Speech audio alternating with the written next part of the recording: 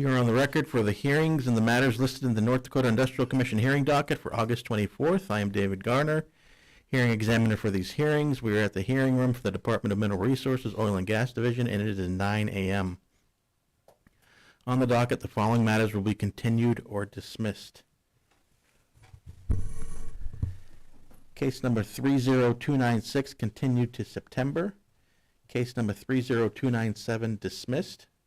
Case number 30298 dismissed. Case number 30303 continued to September. Case number 30305 dismissed. Case number 30246 continued to September. Case number 30152 continued to September. Case number 29868 continued to February of 24.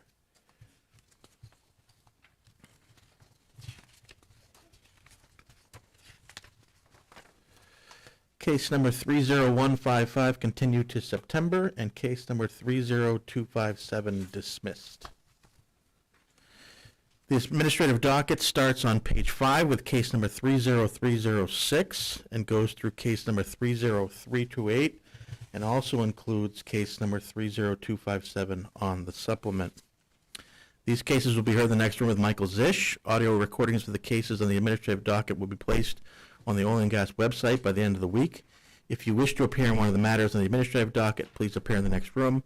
If there is opposition to the matter, it will be brought back into this hearing room to be heard, and your statements and evidence will be taken.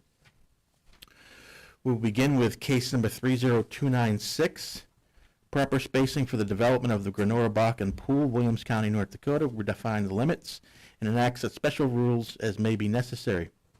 This case has been continued to September. That concludes our hearing for case number 30296.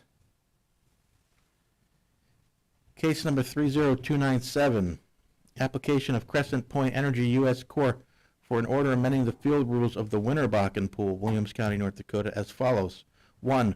Authorizing the drilling, completing, and producing of a well with a lateral to be located approximately 445 feet from the west line of an existing 1280-acre spacing unit comprised of sections 5 and 8, Township 158 North, Range 100 West. And 2. Authorizing the drilling, completing, and producing of a well with the lateral to be located approximately 460 feet from the east line of an existing 1280-acre spacing unit comprised of sections 6 and 7, 158 North, Range 100 West. This case has been dismissed. That concludes our hearing for case number 30297. Case number 30298, application of Crescent Point Energy U.S. Corp. For an order amending the field rules for the Blue Ridge Bakken Pool, Williams County, North Dakota, as follows. 1. Authorizing the drilling, completing, and producing of a well with a lateral to be located approximately 450 feet from the west line of an existing 1280-acre spacing unit comprised of sections 27 and 34, Township 159 North, Range 100 West. And 2. Authorizing the drilling, completing, and producing of a well with a lateral to be located approximately 300 feet from the east line of an existing 1280-acre spacing unit comprised of sections 28 and 33, Township 159 North, Range 100 West. 3. Authorizing the drilling, completing, and producing of a well with the lateral to be located approximately 450 feet from the west line of an existing 1280-acre spacing unit comprised of sections 29 and 32, Township 159 North, Range 100 West. And 4. Authorizing the drilling, completing, and producing of a well with the lateral to be located approximately 300 feet from the east line of an existing 1280-acre spacing unit comprised of sections 30 and 31, Township 159 North, Range 100 West. This case has been dismissed, and that concludes our hearing for case number 30298.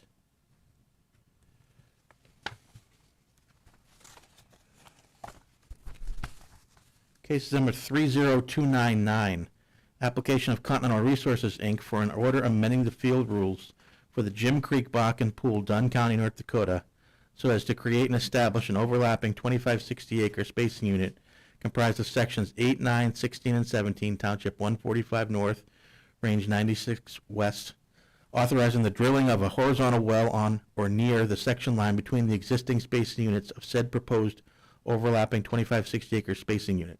All interested parties, please come forward.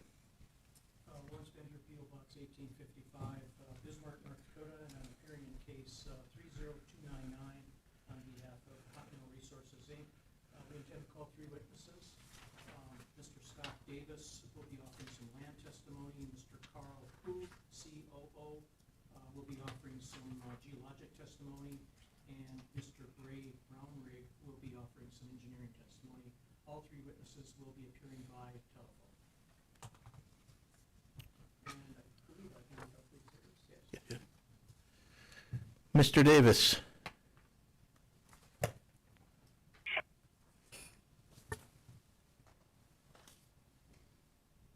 Hello? Yes, can you hear us? Yeah, now we can. Mr. Davis, Okay. Yes, sir. do you solemnly swear or affirm under the penalties of perjury the testimony you're about to give in this matter will be true and correct to the best of your knowledge and belief? I do. Scott, state your full name for the record, please. Scott Davis, And Scott, by whom are you employed? Continental Resources, In what capacity? as a Northern Region landman. And in that capacity, you testified for the commission previously? I have. And have you had your qualifications accepted as that of an expert? I have. Offer the further testimony of this witness that of an expert. Motion granted. Scott, let's turn to the packet of exhibits for case 30299. And I'll have you skip the cover page and go right to exhibit L1. Can you tell me what exhibit L1 is? Yes, Exhibit L1 is a general locator map. The existing fields are outlined in blue, and then the proposed spacing unit is outlined in red and then shaded in yellow. Okay, and exhibit L2? L2 is a land plat of an existing 1,280-acre spacing unit comprised of sections 8 and 17 of 145 North, 96 West, along with a working interest ownership summary for those sections. And L3? L3 is a land plat of an existing 1,280-acre spacing unit comprised of sections 9 and 16 of 145 North, 96 West, along with a working interest ownership summary for those sections. And L4?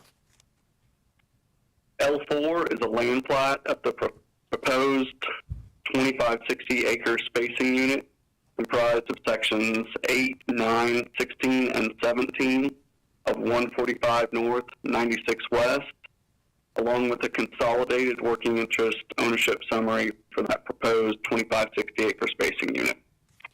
No further questions of the land witness. Any questions from the staff?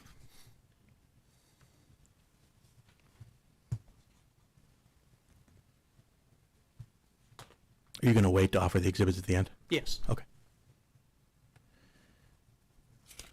Mr. Koo, Yes, sir.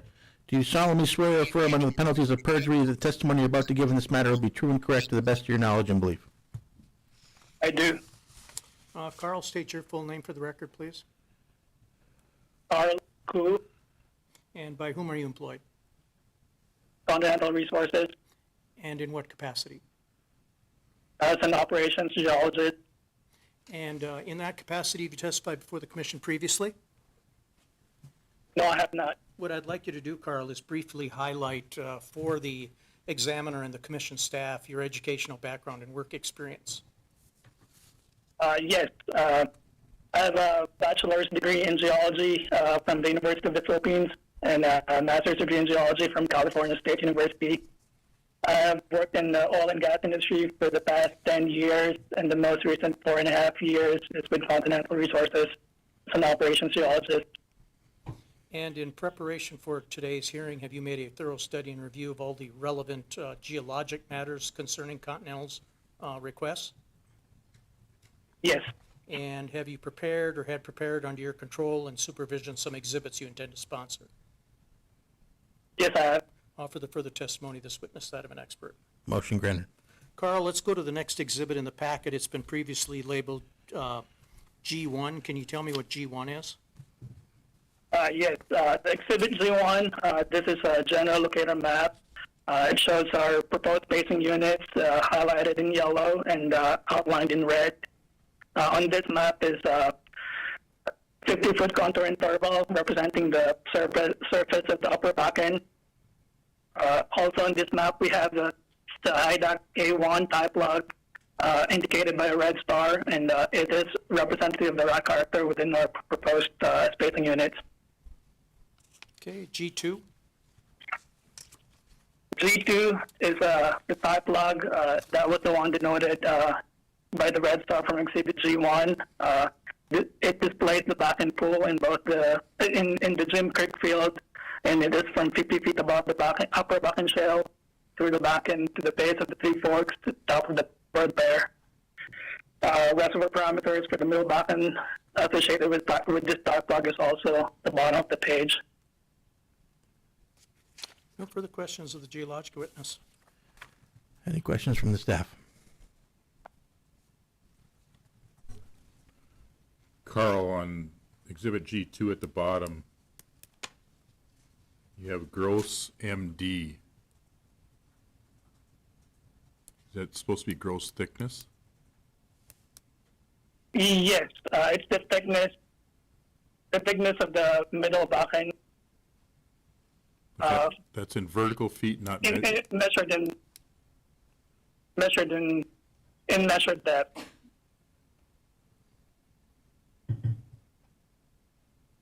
so that's not a true vertical thickness? No, sir. Okay, thank you.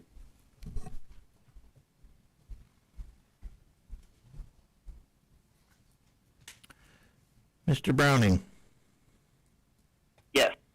do you solemnly swear or affirm under the penalties of perjury the testimony you're about to give in this matter will be true and correct to the best of your knowledge and belief? Yes. And Mr. Examiner, might have been my enunciation. It's Brown Rig. Oh, Brown Rig, okay. Yeah, BROWNRIGG. Noted, thank you. Okay, thank you. Bray, state your full name for the record. Ray Brownrig, And Bray, by whom are you employed? Continental Resources, In what capacity? as a senior engineer in the Resource Development Group. And in that capacity, have you testified before the commission previously? Yes. Had your qualifications accepted as that of an expert? Yes. Offer the further testimony of this witness that of an expert. Motion granted. Bray, let's turn to the next exhibit in the packet. It's been labeled Exhibit E1. Can you tell me what E1 is? Yes. Exhibit E1 is the proposed directional well plot for a 2560 acre spacing unit. The green dashed line shows our proposed Middle Bakken lateral well, and the solid green lines show existing Middle Bakken lateral, and the pink solid line shows an existing Three Forks 1 lateral. Okay, and Bray, I'm having a little trouble distinguishing a dashed green line from a solid green line. Can you just explain which wells are solid green lines on your exhibit and which is a dashed green line? Yes. So the 5 green lines on the east side of the spacing unit are existing wells, and the green line on the far west side of the unit is an existing well, and the green line down the very middle of the spacing unit is our proposed lateral well. Okay, and I understand it looks like a solid line because it goes over the top of a solid black line. Is that a fair statement? Yes. Okay, let's go to the next exhibit then, Exhibit E2. Can you tell me what E2 is? E2 is our typical Middle Bakken diagram, and it shows our typical casing and cement design. We have 9 5/8 surface casing set at around 2,300 feet. We have our 7-inch casing set at around 11,000 feet, and our lateral TD is estimated at 21,000 feet measured depth. We will have a cemented lateral with around 45 plug and perf stages. Okay, and E3?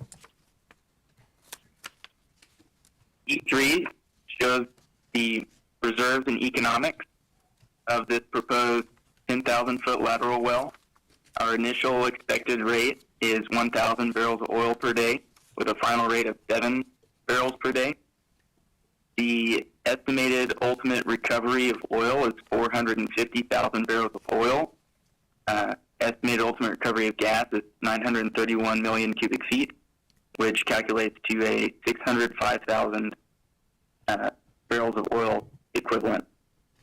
The gross economics at a flat $60 oil price and $3 gas price, using a drilling cost estimate of $8 million, comes out to $4,289,000 net present value, discounted at 10%. Okay, and the geologic witness discussed very briefly the reservoir parameters on the bottom of Exhibit G2. Did you want to add anything to that testimony? No, sir. Okay, I believe he covered it. all right. And then Exhibit GM1, is that a gas capture affidavit that is typically required by the commission in these sorts of matters? Yes. In your opinion, will the requested relief prevent waste, protect relative rights, and prevent the drilling of unnecessary wells? Yes. No further questions, Mr. Examiner. Offer the exhibits. The exhibits are admitted. Any questions from the staff?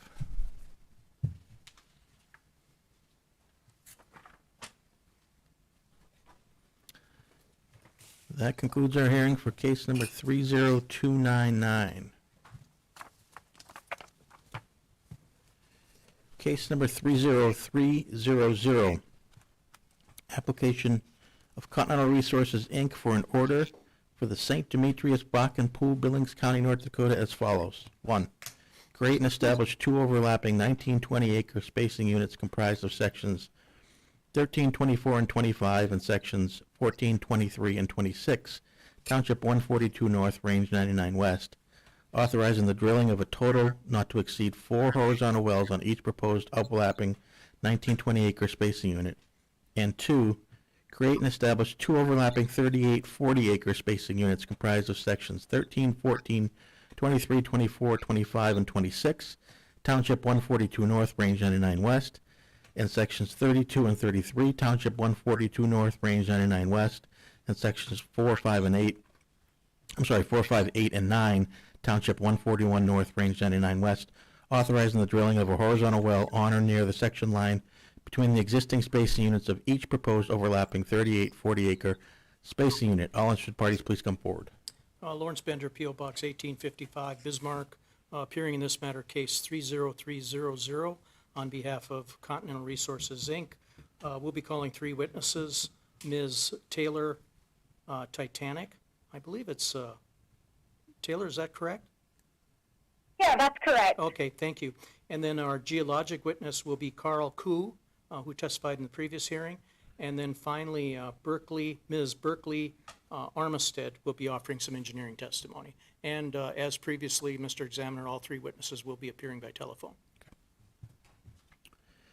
Ms. Titanic, Yes, do you solemnly swear or affirm under the penalties of perjury the testimony you're about to give in this matter will be true and correct to the best of your knowledge and belief? I do. Taylor, can you state your full name for the record, please, and spell your last name? Yeah.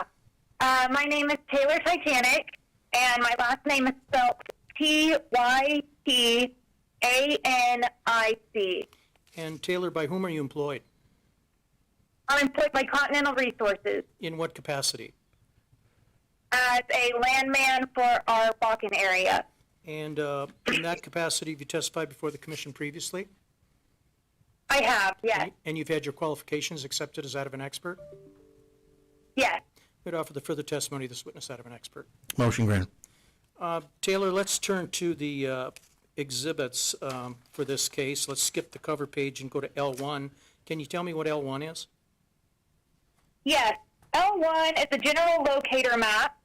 The existing field outlines are the blue lines on the map, and we are proposing 4 spacing units with our application today. The 2 1920-acre spacing units are outlined in red and green, and then our proposed 2 38-40 spacing units are outlined in black and pink. Okay, let's go to Exhibit L2. Exhibit L2 is a land plot of Section 13, 142 North, 99 West.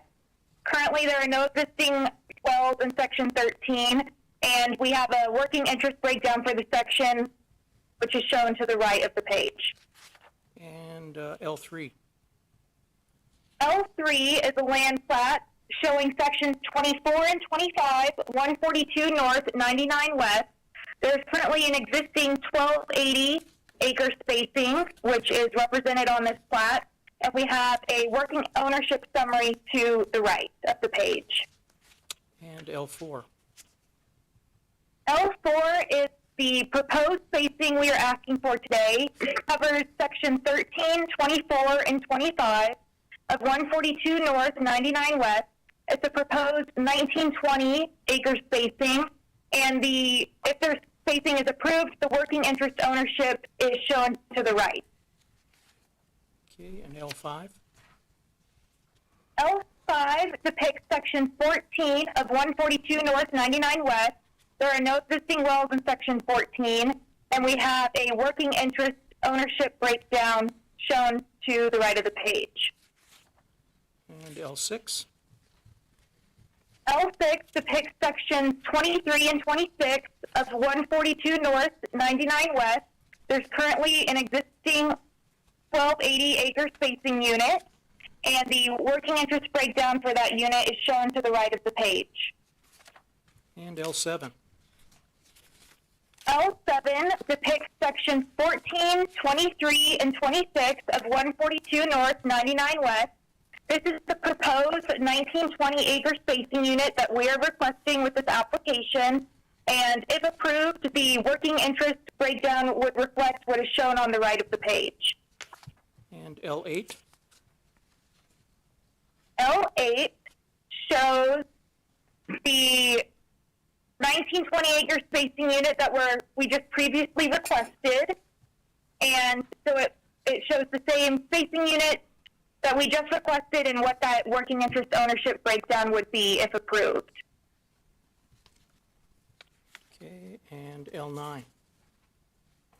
L9 represents the previously requested 1920 acre spacing unit that would cover sections 14, 23, and 26 of 142 north, 99 west, and if approved, the ownership would reflect what is shown to the right of the page. Okay, and L10.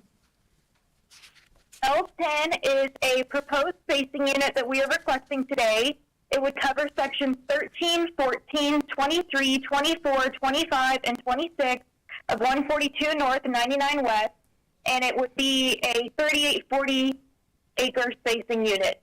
And the working interest ownership would reflect the number to the right of the page. And L11. L11 shows a currently existing 1920 acre spacing that covers sections 32 of 142 north, 99 west, and sections 5 and 8 of 141 north, 99 west. And the existing working interest ownership breakdown is shown to the right of the page. And L12. L12 shows a currently existing 1920 acre unit that is comprised of section 33, 142 north, 99 west, and sections 4 and 9 of 141 north, 99 west. The working interest breakdown of this existing unit is shown to the right of the page. And L13. L13 is the final spacing unit that we are requesting today. It would be a 3840 acre unit, and it would be comprised of section 32 and 33 of 142 north, 99 west, and sections 4, 5, 8, and 9 of 141 north, 99 west. And if approved, the ownership in this proposed spacing unit is shown to the right of the page. No further questions of the land witness. Any questions from the staff? Taylor, your exhibit L4 and L8, is there any significance to why you repeated that?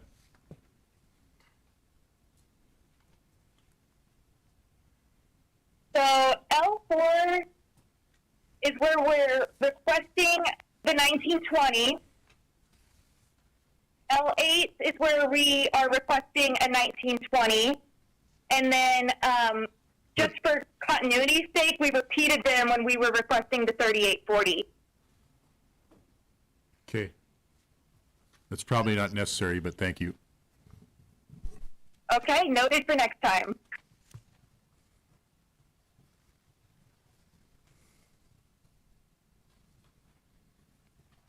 Mr. Koo, just a reminder, you're still under oath? Yes. Carl, G1?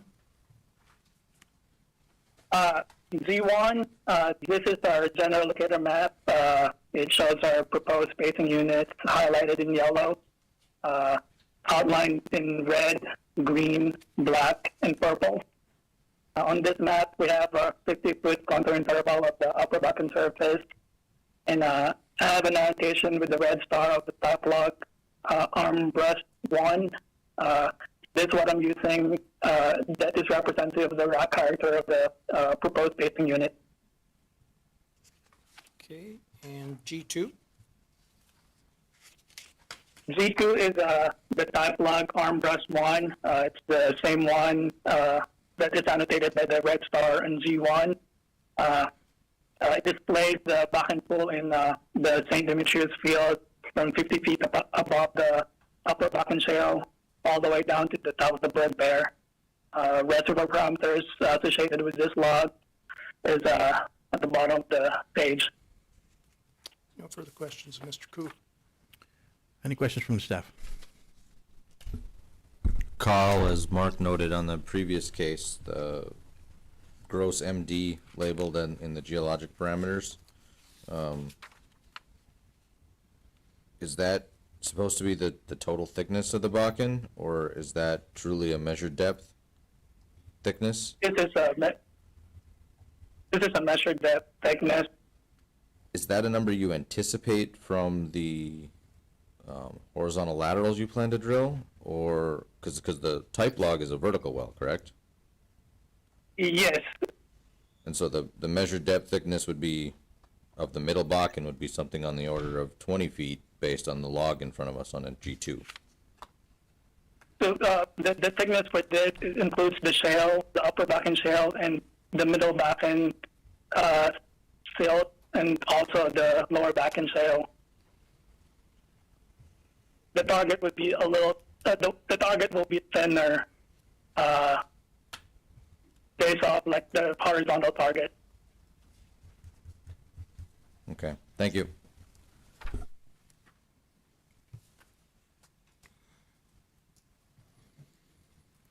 Ms. Armistead, Yes, sir. do you solemnly swear or affirm under the penalties of perjury the testimony you're about to give in this matter will be true and correct to the best of your knowledge and belief? I do. Berkeley, state your full name for the record, please. Berkeley Armistead, And would you spell your last name, please? Armistead. And by whom are you employed? Continental Resources, In what capacity? as a Williston Basin Resource Development Engineer. And in that capacity, have you testified before the commission previously? No. What I'd like you to do, Berkeley, is very briefly discuss for us your educational background and work experience. Yes, I graduated in May of 2019 with a bachelor's degree in petroleum engineering, a bachelor's degree in environmental engineering, and a master's degree in environmental engineering. I've worked in the oil and gas industry for 4 years, and the past year I've worked at Continental Resources in my current role in resource development focused on the Williston Basin. And in preparation for today's hearing, have you made a thorough study and review of all the relevant engineering matters concerning this request? Yes, And have you prepared or had prepared under your control and supervision exhibits you intend to sponsor? yes. Offer the further testimony of this witness out of an expert. Motion granted. Okay, Berkeley, let's go to E1 in the packet. I'll have you identify E1 initially and then briefly discuss what's contained on that exhibit. Yes, Exhibit E1 is a directional well plot of two proposed 1920 and one 3840 acre spacing unit consisting of sections 13, 14, 23, 24, 25, and 26 of 142 North 99 West. Existing Middle Bakken laterals are shown as solid green lines, and planned Middle Bakken laterals are shown as dotted green lines on this plot. It is a little bit difficult to see, but we do have a planned lateral on the section line in the middle of that 3840 acre spacing unit. Okay, and E2. Exhibit E2 is a directional well plot of a proposed 3840 acre spacing unit consisting of sections 4, 5, 8, and 9 of 141 North 99 West and sections 32 and 33 of 142 North 99 West. Existing Middle Bakken lateral is shown as a solid green line, and then existing Three Forks 1 laterals are shown as solid pink lines. There is a planned Middle Bakken lateral that is shown as a dotted green line that is currently over top of the section line, so it is a little bit difficult to see, but it is in the middle of the 3840 acre spacing unit on or near the section line. Okay, and then let's go to the E3. Excuse me. Exhibit E3 is a typical Middle Bakken well construction diagram that shows our typical casing design and cement design. It shows surface casing set at approximately 2,300 feet, and it shows the lateral as approximately 15,000 feet cemented and then completed with approximately 65 plug-and-perf stages. And E4. Exhibit E4 is our reserve basis for the proposed wells shown on the previous exhibit. Initial rate for these wells are approximately 1,200 barrels in oil a day with a 73% decline, approximate EUR of 600,000 barrels of oil, 1449 MMCF of gas. Economics are ran at price deck at $60 oil, $3 gas, with approximately $9 million drilling costs, $10,000 a month operations costs, which generated a net present value with a 10% discount of approximately $8.5 million, a rate of return of 88%, and approximately a 1.2-year payout. And the reservoir parameters are shown below and were previously described by our geologist. And Exhibit GM1, is that a gas capture affidavit that the commission typically requires in these sorts of applications? Yes. And in your opinion, will the requested relief prevent waste, protect relative rights, and prevent the drilling of unnecessary wells? Yes. No further questions. Offer the exhibits. The exhibits are admitted. Any questions from the staff?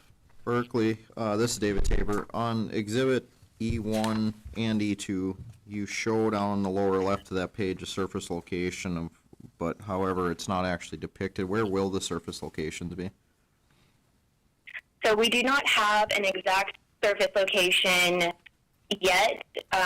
We do believe that the surface locations will probably be to the south, and we are going to try to consolidate as many wells on a single surface location as is feasible. Okay, so more than likely there will be probably multiple pads within each of those sections that they're located in.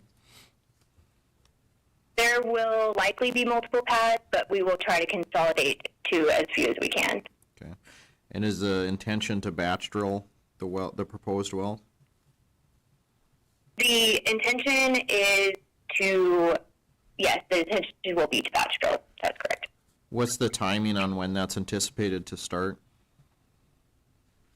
So we plan to start drilling and completing all of these wells within 2024 to 2025 timeframe.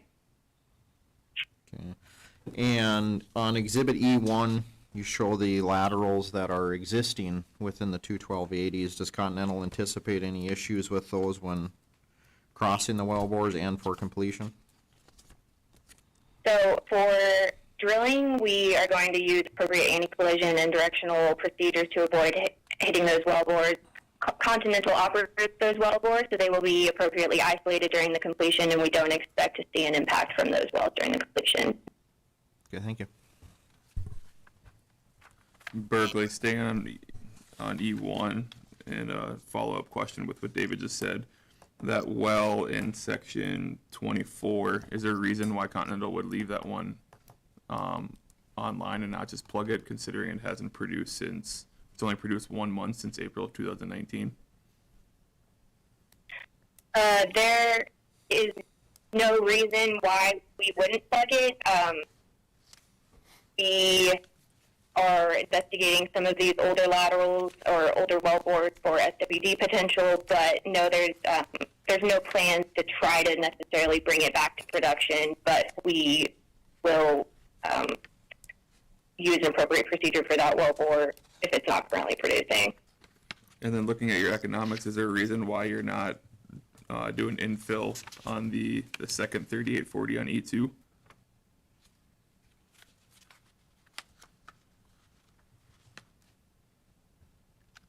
We will be doing infill, but that is not depicted on the this particular order. Those will be in the 1920s. They're just not. That was a previous spacing order, so those are not on the exhibit. Okay, thanks. Berkeley, excuse me, exhibits 13 and 14 are currently a lay-down 1,208 acre spacing unit. And I assume that, Go ahead. I assume Continental will want that spacing unit terminated. Correct. Okay, thank you. Section 1314. You said exhibits 13. It's the pressure of the new job getting to.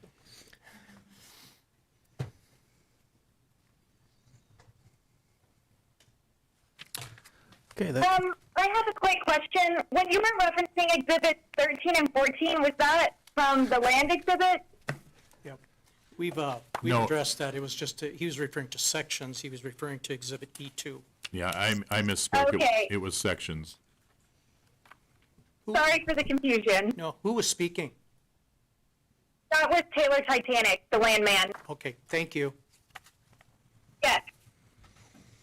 okay, that concludes our hearing for case number 30300.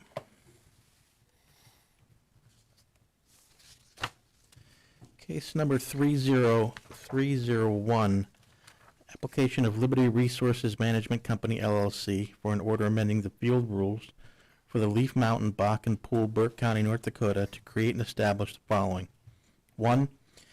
Two 19-20 acre spacing units comprised of sections 12, 13, and 24, Township 161 North, Range 94 West, and sections 5, 8, and 17, Township 161 North, Range 93 West, authorizing the drilling, completing, and producing of a total not to exceed 8 wells on each proposed 19-20 acre spacing unit.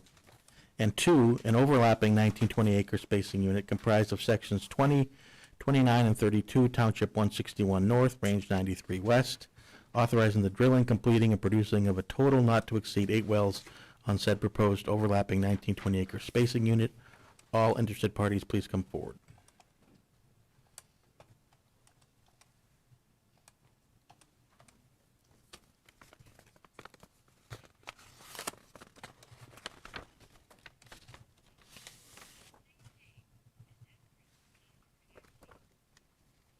Lawrence Bender.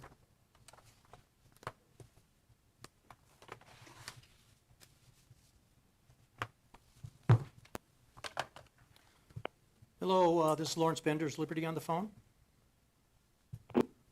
Yes. Yes. Okay. Mr. Examiner, Lawrence Bender, P.O. Box 1855, Bismarck, North Dakota, and I'm appearing in case 30301 on behalf of Liberty Resources Management Company, LLC. We intend to call 3 witnesses in this matter. I think I heard you on the phone. Dwayne, are you there? Yes, I am. Okay, so we'll be calling Dwayne Fadness to be offering some land testimony. Mr. Jeremy McChesney, M-C-C-H-E-S-N-E-Y, will be offering some geologic testimony. And then finally, Ms. Stacy Strickland will be offering some engineering testimony. And all 3 witnesses will be appearing by telephone. Mr. Fadness, Yes. do you solemnly swear or affirm under the penalties of perjury the testimony you're about to give in this matter will be true and correct to the best of your knowledge and belief? I do. Well, Dwayne, I heard you were under the weather yesterday. How are you feeling today? I'm going to be just fine. Thank you for asking. Okay, sounds like you got a little bit of a cold, but, so would you state your full name for the record, please? Dwayne Patton And Dwayne, by whom are you employed? at Liberty Resources, In what capacity?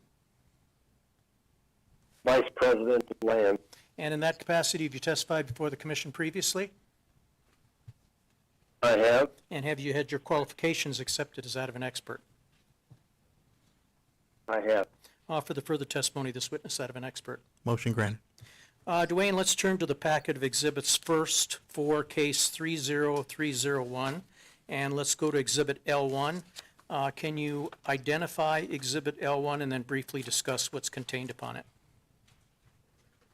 Sure. Exhibit L1 is a regional locator map with the 3 areas of interest that we'll discuss in this case today, depicted with red boxes located in the western side of Burke County. Okay, and L2. Exhibit L2 is a proposed spacing location map depicting the 3 proposed 1920 acre DSUs. These happen to be overlaid on the NDIC ArcGIS map, which shows the current spacing unit. And just for additional details, the brown indicates existing 640 acre spacing unit. The green color indicates existing 1,280 acre spacing unit, and the purple indicates existing 1,920 acre spacing unit. So, for the purposes of this case, the orange, blue, and purple outlines show the locations of the 3 different proposed 1920 acre spacing units to discuss today. Starting with the western proposed 1920, outlined in orange, consisting of sections 12, 13, and 24 in 16194. This DSU is on pattern with Continental producing 1920 directly to the west of it. In addition, to the south, in sections 25 and 36, you'll see there's a producing stand-up 1,280 acre DSU, and to the north, in sections 1 and 2, there's not a well located in these sections, but it is spaced as a laydown 1,280 acre DSU. The proposed 19 acre spacing unit outlined in orange again will best optimize the development in this township without hindrance to existing spacing unit. Next, let's look at the stat 1920, one shown in blue, one shown in purple. This pair of proposed 1920s are on pattern with the remainder of the stat 1920 acre DSUs in Township 161, Range 93. The northern proposed 1920 in sections 5, 8, and 17 contains 3 sections that have not been spaced.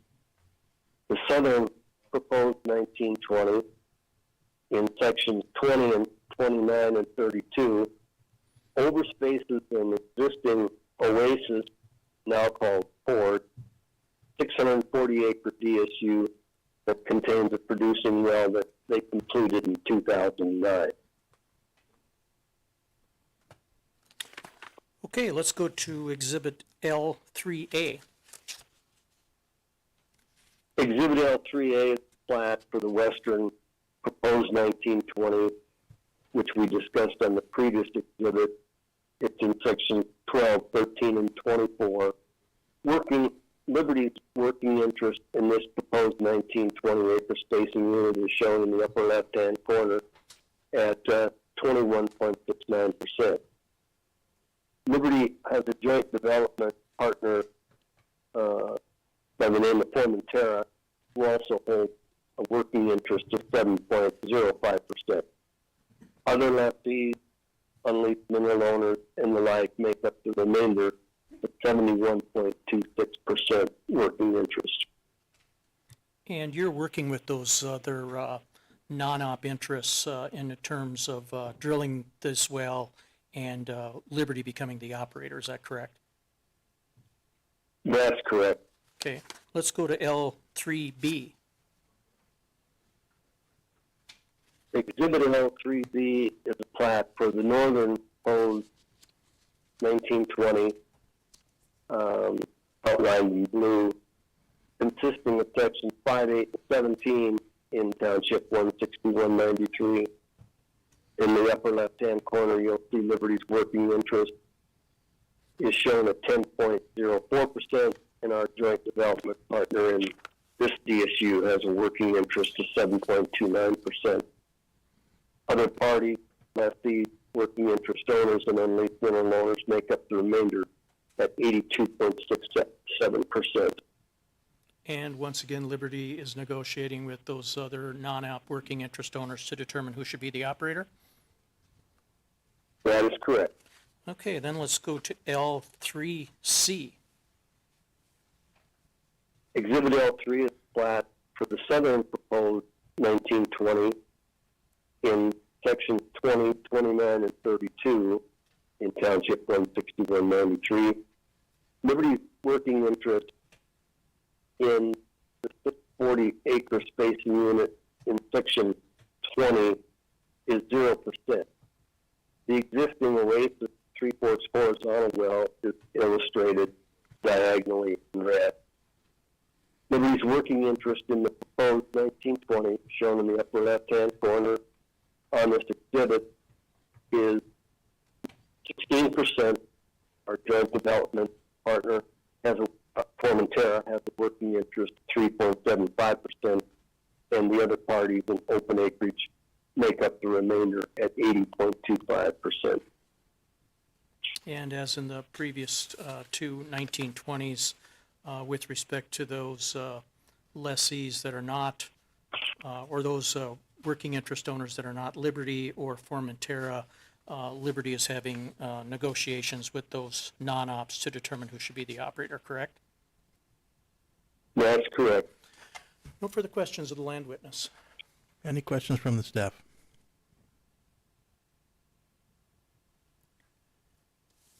Mr. McChesney,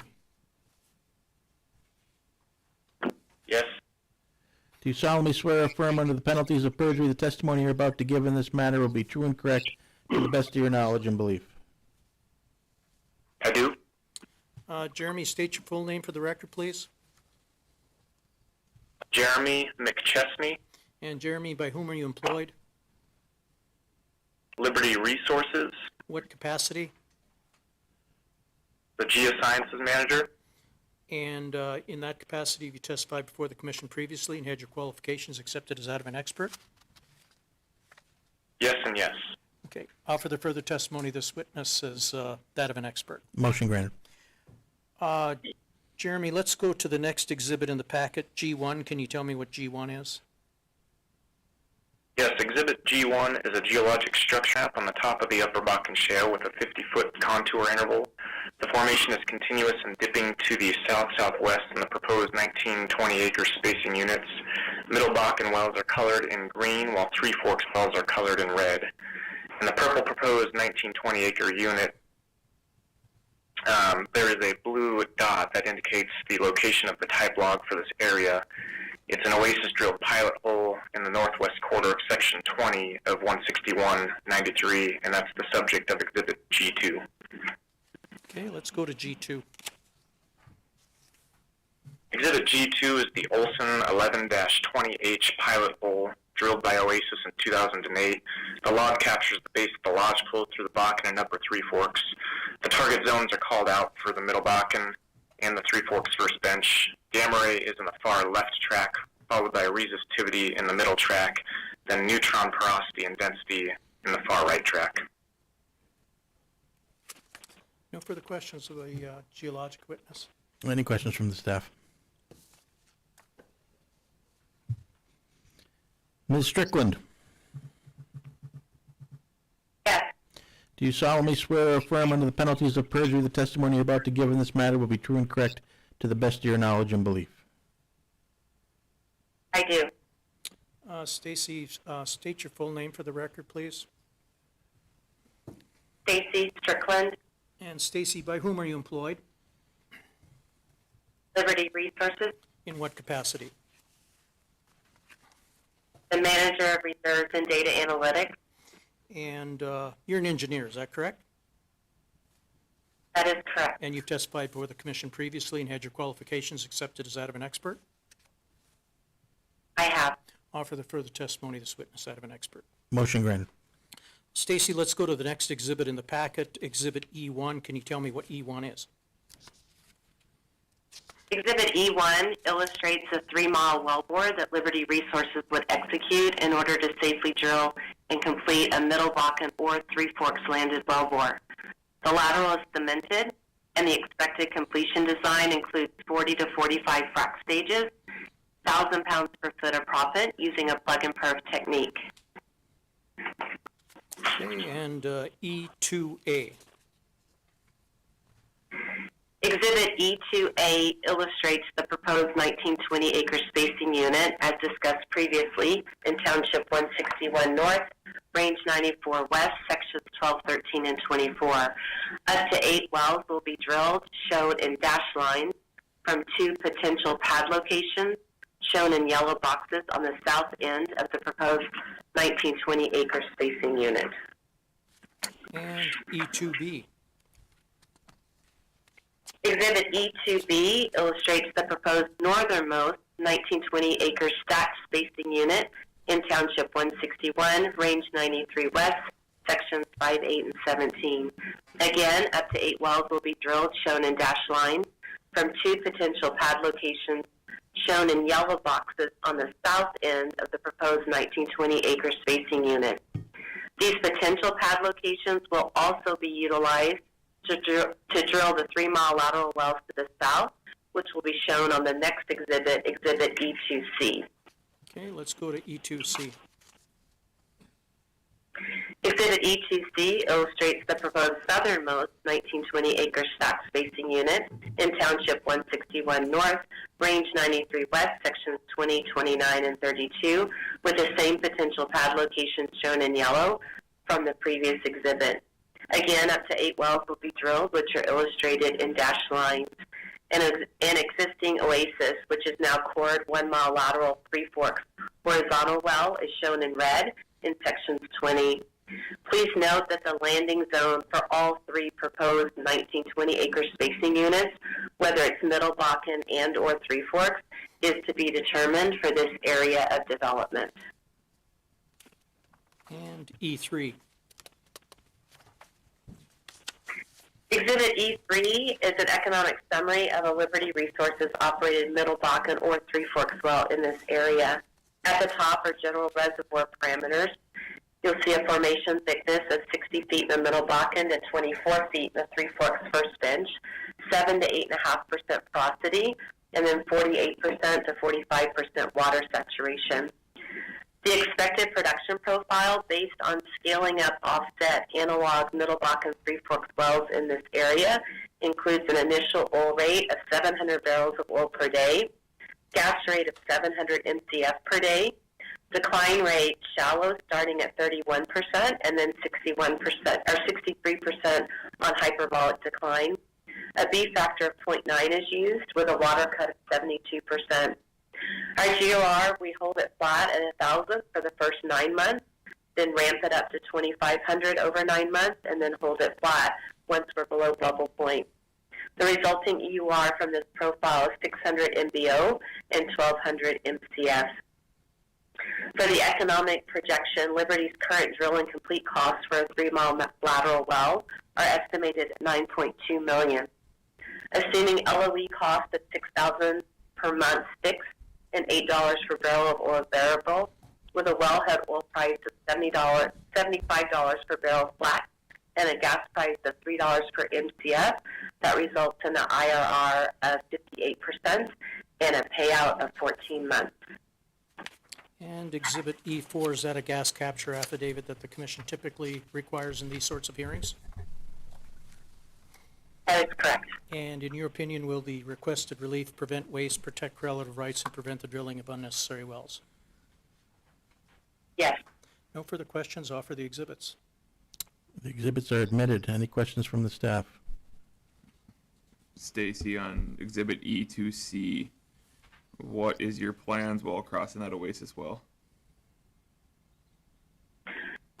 Our plan is, in terms of drilling, we would implement appropriate anti-collision and directional planning, and we've safely executed that and successfully executed that drilling across other laterals. In terms of completion design, we do not plan to modify our completion design. We have found that when we cross older laterals, especially in the 2008 to 2012 vintage, that it is a win-win. We do see a re-stimulation in the old well, as well as full recovery from our well. So I think that's the best way to maximize reserve recovery. And what's your time frame to drill these 1920s? If it's approved as a 1920, it would probably be the first half of 2025. And then do you plan on drilling all 8 wells at the same time for batch drilling, or are you just going to drill a couple in each 1920 to start? It would probably be batch drilling because it would probably be batch drilling. Okay, thanks. Stacy, just to confirm, when you were going over E2A through C, you indicated you hadn't determined whether you'd be targeting Middle Bakken or Upper Three Forks for the individual wells. But are you anticipating alternating targets at this point, or just putting all the wells on the radar so that you can drill as once you determine what you want to target? If I had to say right now, I would say we would alternate Middle Bakken and Three Forks based on Three Forks' performance in this area. But I would also like to say, to be determined. We need to see how other wells come in. Okay, thank you. You bet.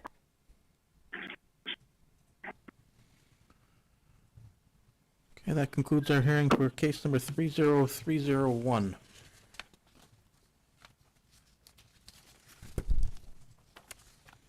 Case number 30302, application of Liberty Resources Management Company LLC for an order amending the field rules for the Cottonwood, Bakken, Poole, Burke, and Montreal counties, North Dakota, to create and establish the following.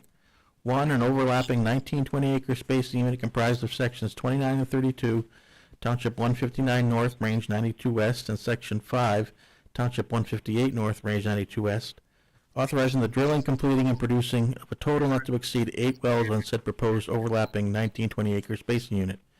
And 2, a 1920-acre spacing unit comprised of sections 8, 17, and 20, Township 158 North, Range 92 West, authorizing the drilling, completing, and producing of a total not to exceed 8 wells on said proposed 1920-acre spacing unit. All interested parties, please come forward. Thank you, Mr. Examiner. Lawrence Bender, P.O. Box 1855, Bismarck, and I'm appearing in case 30302 on behalf of Liberty Resources Management Company, LC, and we intend to call the same 3 witnesses in this case as we called in the previous case. First witness will be Dwayne Fadness. Mr. Fadness, just a reminder, you're still under oath. Understood. Go ahead, Dwayne. I know I just responded that I understood I was still under oath. Okay, thank you. L1. Exhibit L1 is regional locator map depicting the area of interest for this case, and the area is depicted in red, located on the northern part of Montreal County and the southern part of Burke County, actually on the county line. L2. Exhibit L2 is a location map depicting the 2 proposed 1920-acre spacing units. One of those is in purple, the northern one, and the other 1920 is depicted in blue, which is the southern 1920-acre spacing unit. These 2 proposed 1920-acre spacing units overspace 3 existing 1,280-acre spacing units, which are depicted on this exhibit with red dashed lines. So 29 and 32 is currently spaced as a 1280. 5 and 8 is currently spaced as another 1280, and 17 and 20 is currently spaced as another 1280. Existing Liberty Resource spacing units are shown in red, with field boundaries shown in green. The proposed 1920 acre spacing unit happened to be in the Cottonwood field. The black dashed outlines show two existing 1920 acre spacing units that are on pattern with the proposed 1920 acre spacing unit regarding this case. Existing producing horizontal wells are shown on the map with the Middle Bach Formation in green and Three Forks Formation in red. For the proposed southernmost stack, 1920 acre DSU outlined in blue, the placement is optimal due to the laydown 1,200 to 80 acre wells directly to the south in sections 29 and 30 of Township 158-92. The proposed northern stack 1920 acre DSU outlined in purple overspaces an existing oasis, now called Cord, 640 acre horizontal Middle Bakken well that was completed in 2008. So just to clarify or summarize perhaps is a better term, 29 and 32 is currently a 1280, is that correct? That's correct. 5 and 8 is currently a 1280, correct? That's correct. And 17 and 20 is currently a 1280, is that correct? Correct. And you're asking that those 1280s be dissolved and that two 1920s replace those three 1280s, is that correct? That is correct. But Section 5 is also a 640 for an Oasis well, and you're not requesting any change to that spacing unit, is that correct? Correct. Okay, let's go on to L3A. L3A is plat for the northern proposed stack 1920, consisting of section 29, 32, and section 5. In the top right, note that Liberty's working interest in the existing 1,280 acre spacing unit for section 29 and 32 is shown at 29.47%, with other parties making up the remainder at 70.53%. In the bottom right, Liberty's working interest in both the 640 acre spacing unit for section 5 and the existing 1,280 acre spacing unit, section 5 and 8. Section 8 will be shown on the next exhibit. Note that Liberty's working interest here is 0. In the upper left-hand corner, Liberty's working interest in the proposed 1920 acre spacing unit is shown at 19.65%, with other parties making up the remaining 80.35%. And Liberty's working with other working interest owners to determine who should be an operator in this 1920 if it's approved by the commission, is that correct? That is correct. Okay, let's go to L3B, please. Exhibit L3B is a plat for the southern proposed stack 1920 acre spacing unit consisting of sections 8, 17, and 20 in 158-92. In the top right, note that Liberty's working interest in the existing 1280, consisting of section 5 in the prior exhibit, section 8 in this exhibit, is shown at 0%. In the bottom right, Liberty's working interest in the existing 1280 acre spacing unit for section 17 and 20 is shown at 67.47%, with other parties making up the remainder at 32.53%.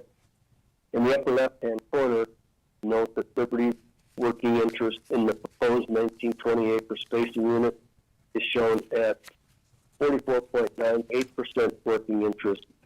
and the other party making up the remainder at 55.02%. And as in the previous 1920 we just discussed, Liberty is negotiating with other working interest owners to determine who should be the operator of this 1920 if it's established by the commission. Is that correct? That's correct. No further questions of the land witness. Any questions from the staff? Dwayne, as you were going through your exhibits, 3A and 3B, you noted that Liberty doesn't have any interest in the existing 1280 of 5 and 8. Do you know who would be the majority interest in that 1280? My sense is that Oasis, I can't say for sure. We'd have to go in and run further titles, but Oasis is the operator of Section 5. I'm assuming that they have the majority interest in Section 5. I don't know who has the majority interest in Section 8. Have you reached out to any of the other working interest owners in 5 and 8 at this point? We have had ongoing conversations with Oasis, in particular, about this proposed spacing, as well as other proposed spacing efforts that we've worked together on over the past several months, going back to January of this year. And in previous cases, either party has supported the other party that have come to hearing. In this case, we notified Cord that we were going to go to hearing this month with this proposal. We sent them an email on July 20th of 2023. We communicated with their senior asset reservoir engineer and the land supervisor. Okay. They don't appear to be here to oppose, but did you get anything from them regarding support for the application? Or just no? We did not get through. Go ahead. I was just saying, or just no follow-up opposition? No follow-up from them. I mean, it just seems unlikely, I think, in the conversations that we've had, it seems unlikely that they would be interested in pursuing a 640 infill development on Section 5. And again, I can't say who or who the other parties are at this point, for sure, but majority interest anyway in Section 8. Okay, thank you. Certainly. Mr. McChesney, just a reminder, you're still under oath? Understood. Jeremy, G1. Exhibit G1 is a geologic structure map on the top of the Upper Bakken Shale with 50-foot contour interval. Formation is continuous and dipping to the southwest in the proposed 1920-acre spacing units. Just north of the purple proposed 1920-acre spacing unit is the blue circle that locates the type log for this area. It's an Oasis drilled pilot hole in the northwest quarter of Section 20 of 15992, and it's the subject of Exhibit G2. Okay, let's go to G2. Exhibit G2 is the Berenson 11-20H pilot hole drilled by Oasis in 2008. The log captures the base of the lodge pole through the Bakken and upper Three Forks. The target zones are called out for the middle Bakken and Three Forks first bench. Gamma rays in the far left track, followed by resistivity in the middle, then neutron porosity and density on the far right. No questions. Any questions from the staff?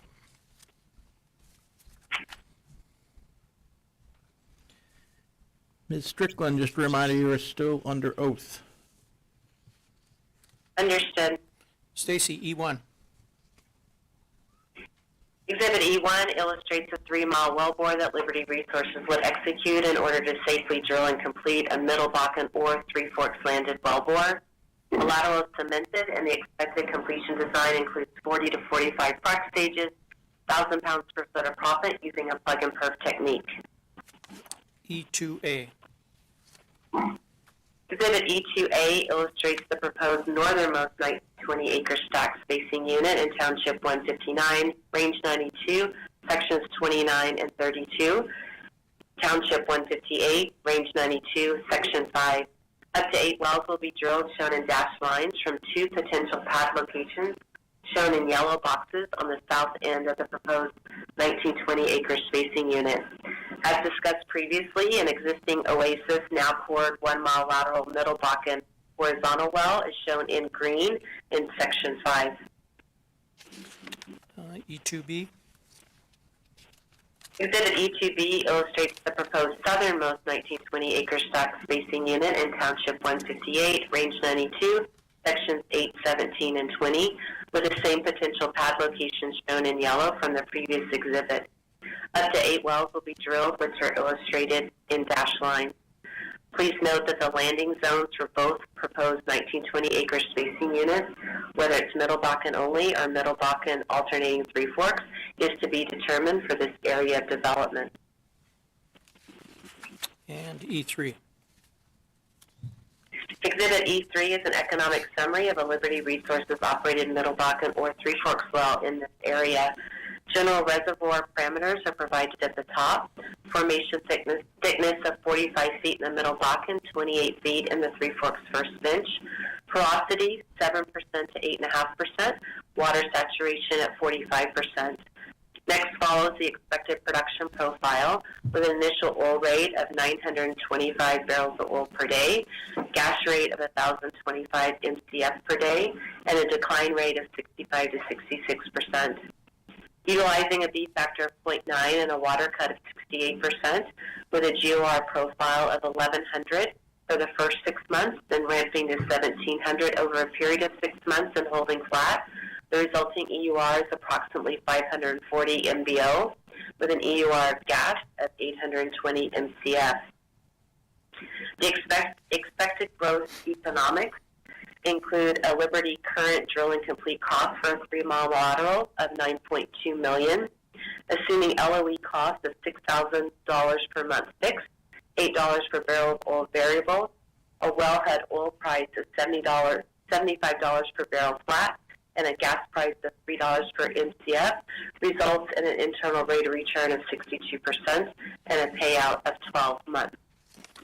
And Exhibit E4, is that a gas capture affidavit that the commission typically requires in these sorts of matters?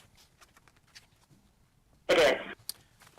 No further questions, Mr. Examiner. We'd offer the exhibits. The exhibits are admitted. Any questions from the staff?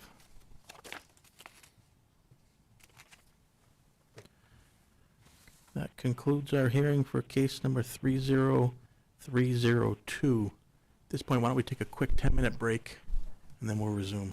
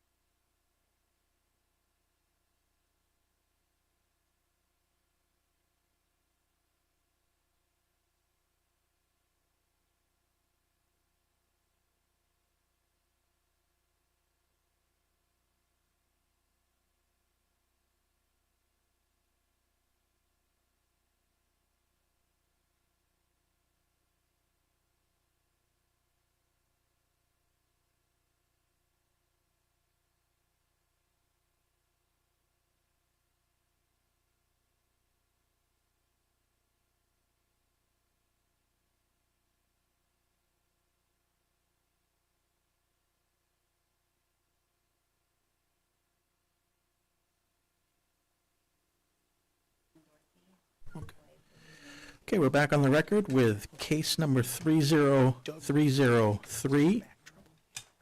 Application of Enerplus Resources USA Corporation for an order for the Lone Butte Bakken Pool and/or Little Knife Bakken Pool, Dunn County, North Dakota, as follows. 1.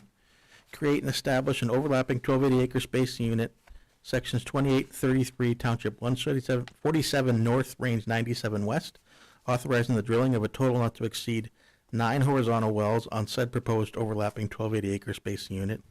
And 2, create and establish 2 overlapping 2560 acre spacing units comprised of sections 28, 29, 32, and 33, Township 147 North, Range 97 West, and sections 1, 2, 11, and 12, Township 145 North, Range 97 West, authorizing the drilling of a horizontal well on or near the section line between the existing spacing units of each proposed overlapping 2560 acre spacing unit. This case has been continued to September, and that concludes our hearing for case number 30303. Case number 30304. Application of WPX Energy Williston LLC for an order authorizing the drilling, completing, and producing of a 2-mile horizontal well with the surface location approximately 1,553 feet from the east line and 285 feet from the north line on an existing 640 acre spacing unit comprised of section 35, Township 148 North, Range 93 West, Moccasin Creek Bakken Pool, Dunn County, North Dakota. Allowing the well to be drilled at an approximate azimuth 180 degrees south, then turning the wellbore approximately 180 degrees, then allowing the well to be drilled at an approximate azimuth of 360 degrees north, with a well terminus location approximately 500 feet from the west line and 200 feet from the north line, section 35, with portions of the horizontal wellbore to be located not less than 50 feet from the south line of section 35. All interested parties, please come forward. Thank you, Mr. Examiner. Lawrence Bender, P.O. Box 1855, Bismarck, North Dakota. And I'm appearing in this matter on behalf of WPX Energy Williston LLC. We intend to call 4 witnesses. We're going to break with tradition and actually have witnesses in the room with us today. First witness will be a land witness, Mr. James Benson. Our second witness will be a geologic witness, Mr. Mark Edwards. Our third witness will be a drilling engineer, Mr. Kerry Turner. And then finally, we will be calling a reservoir engineer, Mr. Brad Bollinger. And once again, they're present with us in the hearing room. And I believe I've handed out the exhibits. Yes. So we're ready to proceed whenever you are, Mr. Examiner. Mr. Benson, Yes, Mr. Examiner. please raise your right hand. Do you solemnly swear or affirm under the penalties of perjury the testimony you're about to give in this matter will be true and correct to the best of your knowledge and belief? Yes, I do. James, state your full name for the record, please. My name is James Benson. And by whom are you employed? WPX Energy Williston, a subsidiary of Devon Energy Corporation. And in what capacity? I am a subsurface landman. And in that capacity, you've testified before the commission previously? Yes, I have. And you've had your qualifications accepted as that of an expert? Yes, I have. We don't have anybody on the phone, do we? Now for the further testimony of this witness, that of an expert. Motion granted. James, let's turn to the packet of exhibits for this matter. And let's skip the cover page and the table of contents and go to Exhibit L1. And what I'd like you to do with L1 is first identify the exhibit and then briefly discuss what's contained on the exhibit. Exhibit L1 is a regional locator map located in northwest North Dakota, indicating the application lands in a green box. And the green box is contained within the Fort Berthold Indian Reservation. Okay, and if you look real close, you can see the outline of the reservation on here, kind of in a shaded pattern. Is that right? That is correct. Okay, let's go to L2. Tell me what L2 is. L2 is a zoom-in area locator map of the application lands located in Township 148 North, Range 93 West, in Dunn County, North Dakota. Okay, and L3. L3 is a land ownership plat of 148 North, Range 93 West, all of Section 35, along with Township 147 North, Range 93 West, all of Sections 1, 2, 3, 10, 11, and 12, in Dunn County, North Dakota. And we've got boxes around each existing DSU, whereby Section 35 is an existing 640-acre spacing unit. Working interest, WPX contains approximately 75% working interest, and the others remaining 25%. On the stand-up units, we've got on the very left side a red stand-up 1280 acre unit whereby WPX has a 75% working interest and the others have 25%. Directly south in sections 2 and 11, you have a stand-up blue outline DSU whereby WPX has 100% working interest. And then on the right side, you have a green outline stand-up 1,280 acre basis where WPX has a working interest percentage of approximately 93.75%. And those three 1,280 acre spacing units that you've identified, those were spacing units under which parties who owned an interest in those spacing units were provided notice of this hearing, is that correct? That is correct. And the reason for that was because we're requesting the exception that this, what I'm going to refer to as a U-turn well, comes at least 50 feet to the spacing unit boundary, is that correct? That is correct. And the reason we gave notice to all three of those 1280s, there's some funky other spacing going on under there that we thought it was appropriate to give notice to all three 1280s, is that correct? That's correct. That's all the questions I have for Mr. Benson. Any questions from the staff?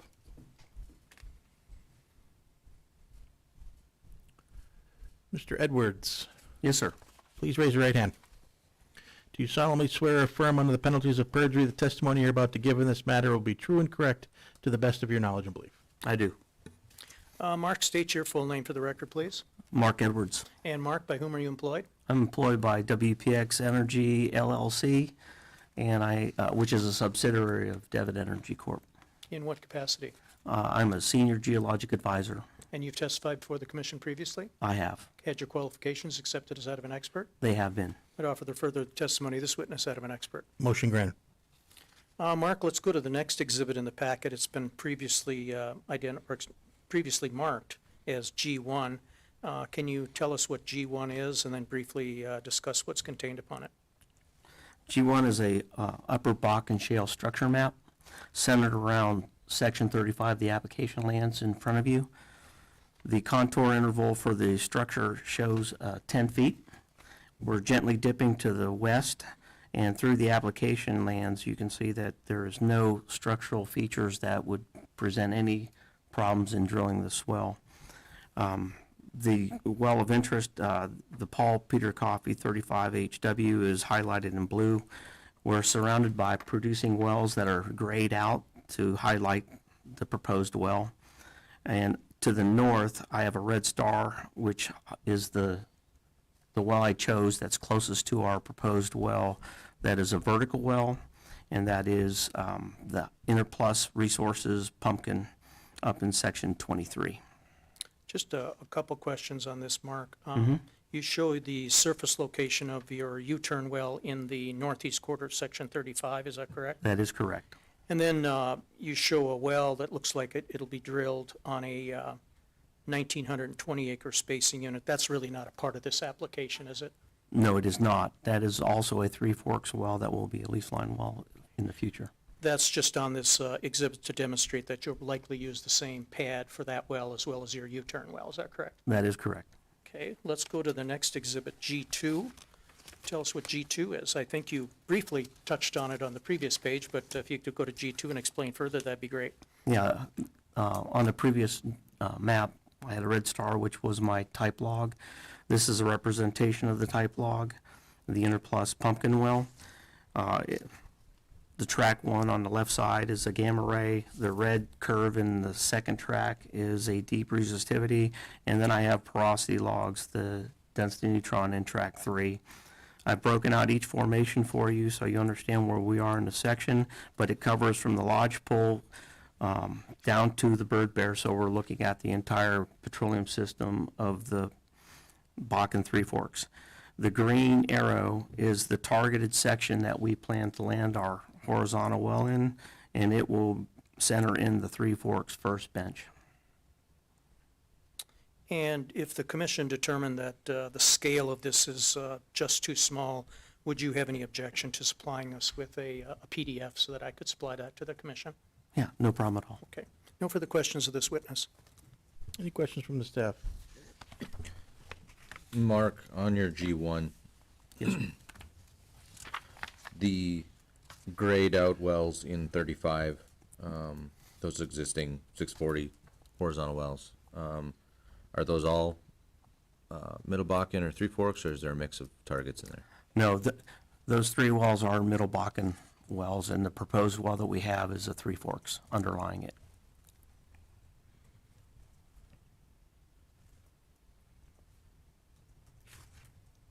Okay, thank you.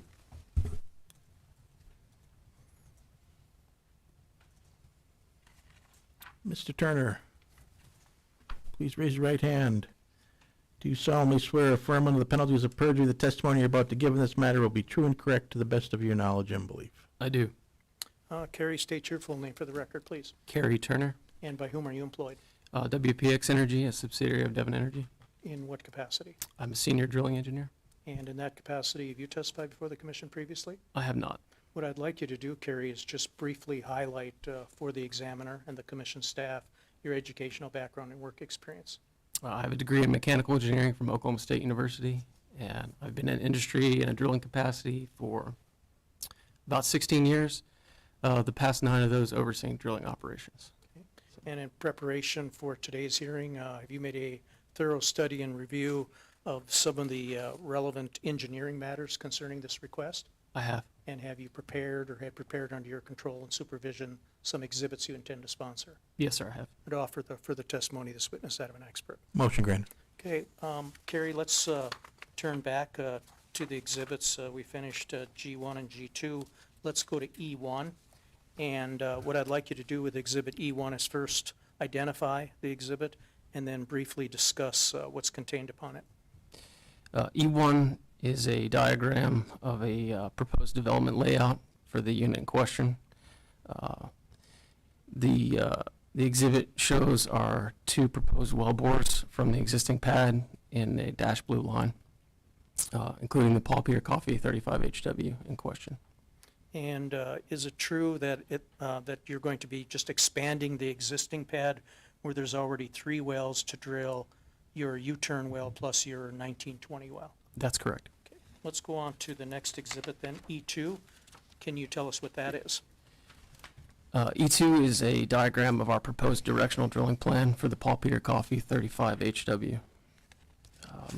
The diagram depicts section 35. Around the perimeter of the section, you'll see a gray shaded area that depicts a 200-foot offset from each of the section lines. A red dashed line depicts a 250-foot offset of each of the section lines. The diagram also shows the proposed wellbore from the existing surface location in the northeast quarter, drilling south at 180-degree azimuth before performing a 163-degree flat turn and proceeding to the northwest at 342 degrees azimuth to a proposed bottom hole location of 500 feet from the west line, 200 feet from the north line. During the turn portion of the well, we will come no closer than 50 feet from the south line of the section. You'll also notice 2 annotations during the turn portion of the well. These indicate the point in the proposed wellbore where the wellbore would create a 45-degree angle with a line parallel to the south section line. That parallel line would end up being 331 feet from the south line. We do not intend to perforate south of this line, 331 feet.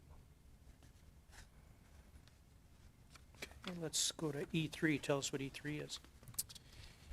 E3 is a proposed wellbore diagram for the Paul Peter Coffee 35 HW. Again, it's a Three Forks well with a planned lateral length of approximately 11,000 feet. The diagram depicts our standard wellbore casing and cementing program as applied to this well.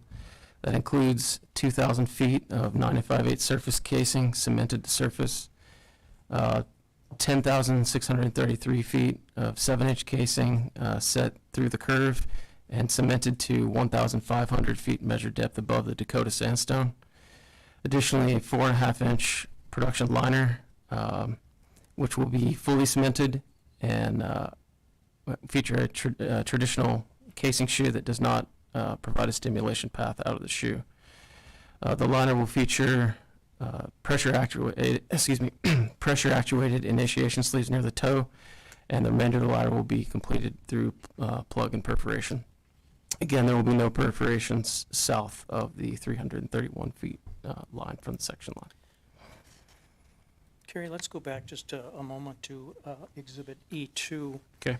And perhaps you could describe for the examiner and the commission staff what sort of experience your company has in terms of drilling, if not a well exactly like this, something like this, or some other drilling activities that the company has done that makes you believe that you can execute this sort of operation. Sure. We have regularly executed wells with significant horizontal step outs and up to 3 miles in lateral length. And our torque and drag models show that the well of this geometry will be significantly less problematic than any of those wells. So. And if this application is granted and you are successful in drilling it, does it somewhat resolve some of the issues that companies are faced with when they have a 640-acre spacing unit? Yes, sir. Primarily economic issues. That's all the questions I have for this witness. Any questions from the staff?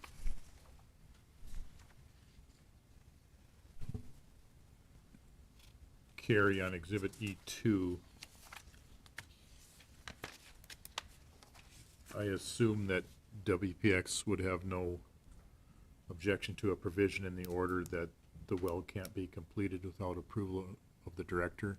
And that way we can get the surveys in as it was drilled, verify what the setback should be and things like that. I don't think we would object to that, no, sir. Okay, thank you. Carrie, what are you requesting for setbacks on that southern section line? 50 feet? The well is proposed to be within 50 feet, but You're asking what the setback should be for the perfs and completion, fracking? yeah. Completions. Okay. 331 feet. so something like 300 feet, so you got a little bit of wiggle room. Yes, sir.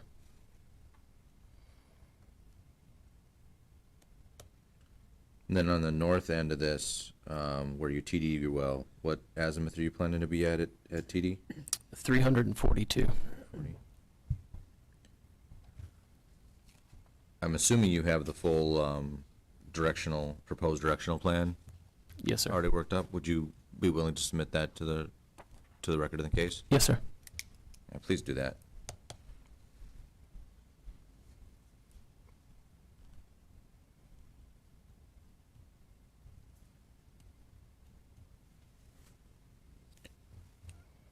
Is there any reason you wouldn't choose to stand off that curve just a little bit further and have it at a point where you could complete all the way around the curve as opposed to getting within 50 feet of the section line boundary? I think that is a completions issue. Well, I'll give you an Okay. opportunity to answer it rather when I call you. I think we would like to work our way up to that, I guess. We're not ready to complete the curve at this time. And Brad will explain it in more detail when we call him. That'll work. Okay, thank you.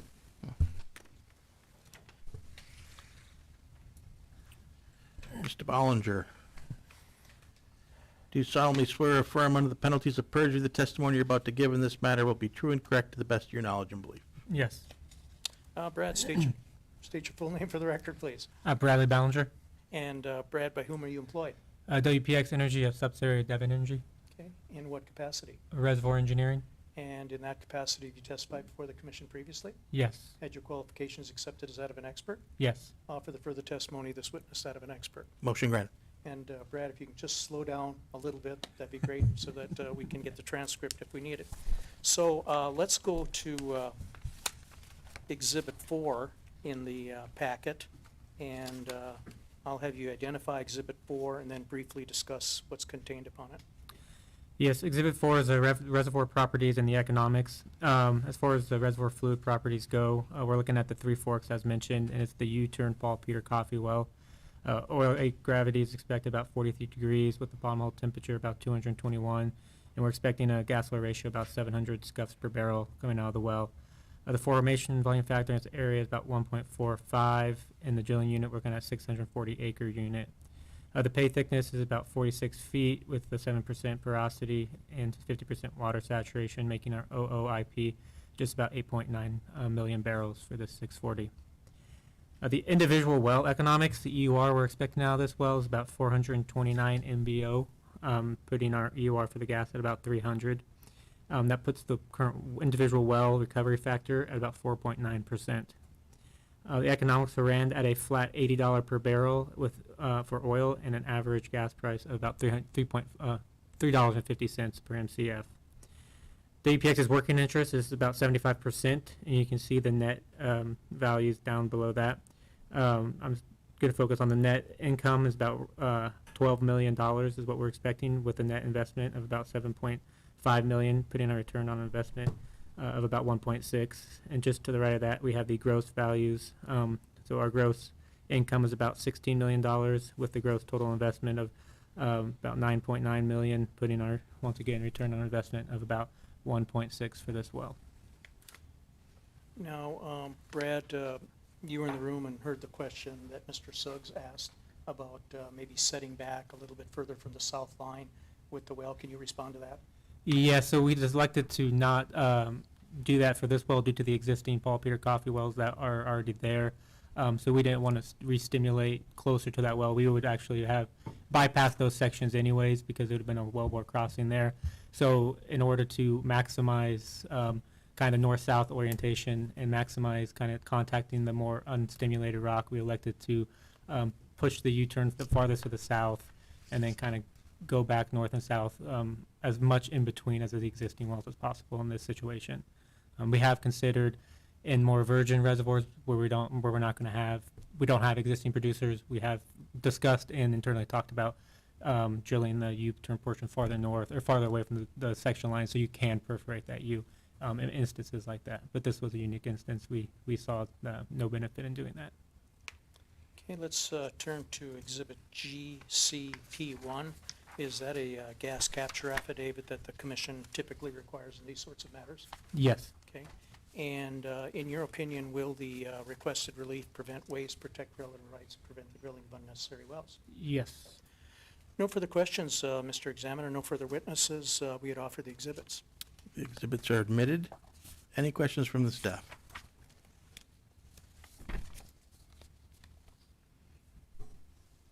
I don't know if I missed this or not, but when does WPX plan to spud this well?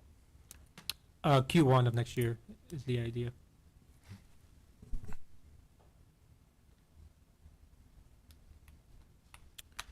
And Lawrence, there are a few items that you're going to remain. Just the. Oh, I'm sorry. Oh, you have another question. I have one more question. So the current spacing, I believe, is for 6 wells for 640. Would you want that down space to 4? Yes. Okay, thank you.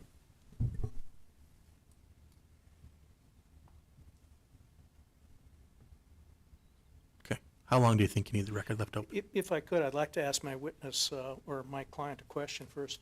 You realize if we submit the directional plan, it's going to become a part of the record and it will not be confidential. Is that a problem for you all? Unless you can still keep it confidential, I wouldn't think you'd be able to if you're putting it into the case record. So I just want to make sure that you know that. Yes, and that is okay. Okay. Make part of the public record. Okay, how much time do you need before you can get it to me so that I can submit it to the commission? Today. Today, okay. So if we could leave the record open until, I don't know, what's next week? 31st?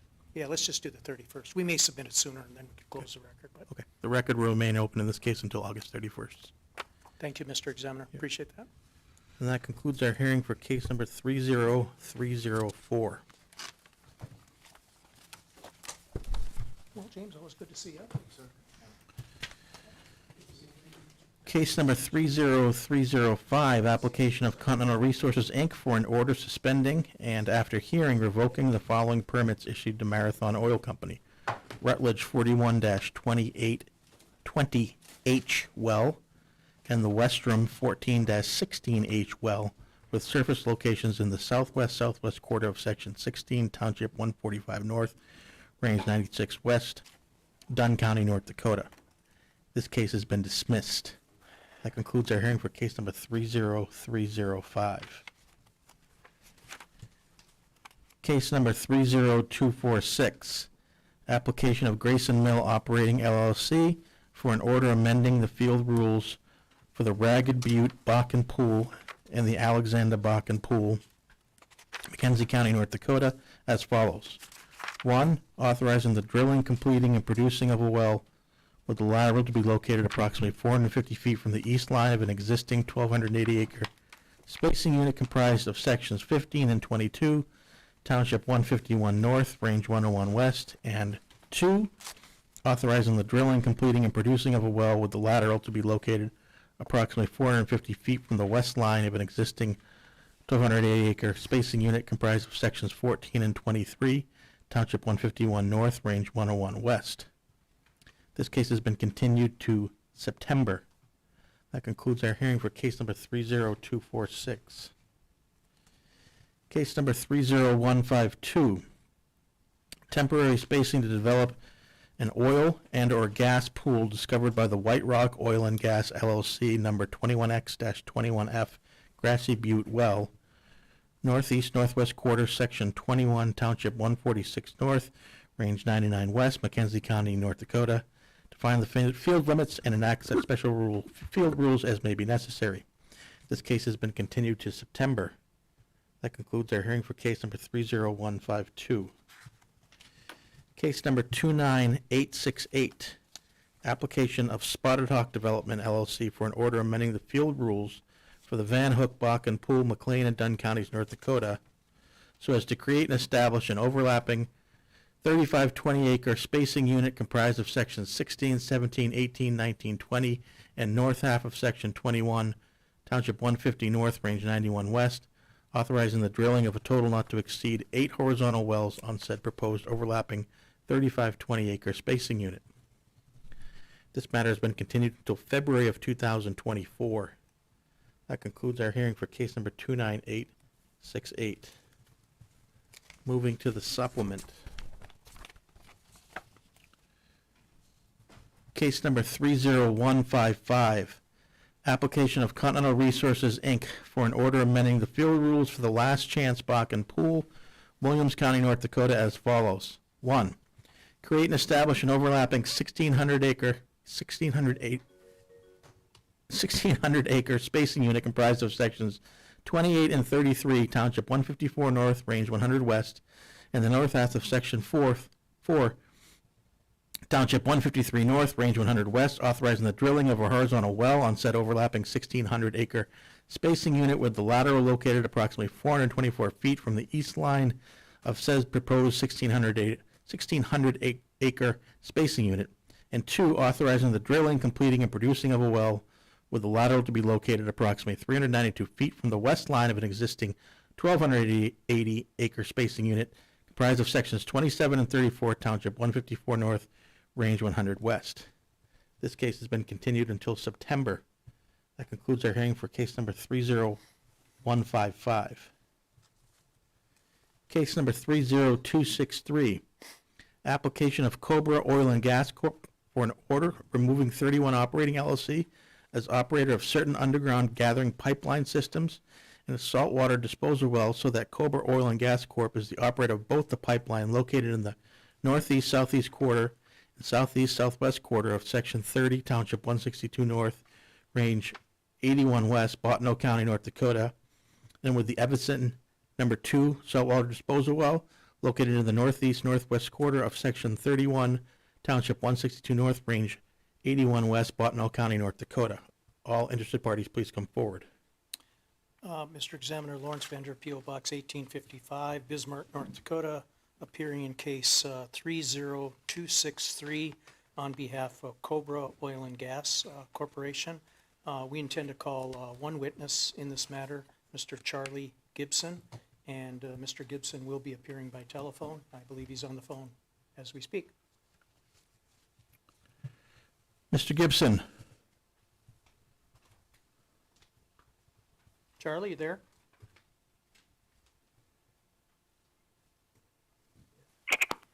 Can you hear me? Yeah, now we can. Okay. Mr. Gibson, do you solemnly swear or affirm under the penalties of perjury the testimony you're about to give in this matter will be true and correct to the best of your knowledge and belief? I do. Before we call Mr. Gibson, I think it may be appropriate just to have a brief introduction as to why Cobra is before the commission today.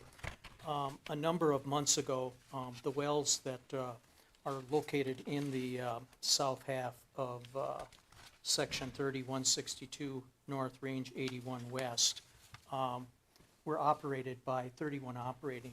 The commission, I believe, had moved forward to confiscate those wells. A company by the name of Murmur, I'm not sure how you exactly pronounce it, but they came forward to the commission and requested that the commission transfer those wells to Murmur. An order from the commission was entered allowing the transfer of the wells conditioned upon Murmur submitting a bond to the commission.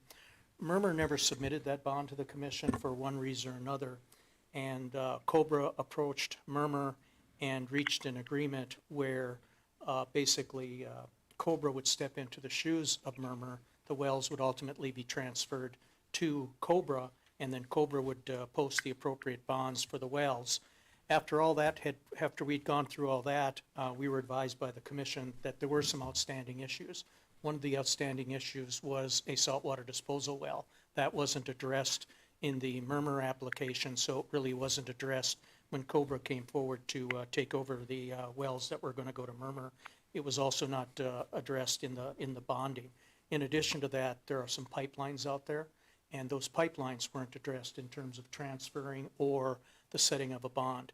So this application, Mr. Examiner, has been brought to the commission to sort of finalize what needs to be done so that these wells can be operated by Cobra, and so that they'll have a saltwater disposal well and they'll have the appropriate infrastructure to dispose of water from these wells. Because without that infrastructure, it's probably not economic to produce the wells and transport the water by truck. So with all that in mind, Mr. Examiner, as I indicated, we're going to call one witness, Mr. Charlie Gibson, and he's on the telephone.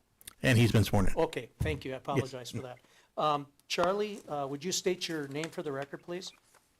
Charlie Gibson, And Charlie, by whom are you employed? Cobra Oil and Gas Corporation. In what capacity? I'm a senior engineer.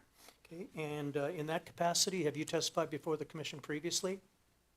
I have. And you've had your qualifications accepted as that of an expert? They were. Okay. And in preparation for today's hearing, you've familiarized yourself with a lot of the things that I discussed in my opening remarks, so you're familiar with the transfers that have and are taking place, and the necessity for the saltwater disposal well and the transfer of the pipeline. Is that correct? Yes, it is. Okay. I offer the further testimony of this witness out of an expert. Motion granted.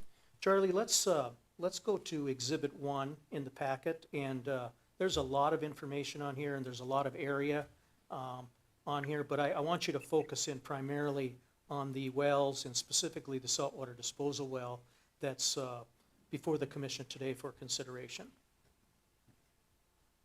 Okay. Exhibit 1 is the wells in the area of the Wayne Field and the Sherman Field.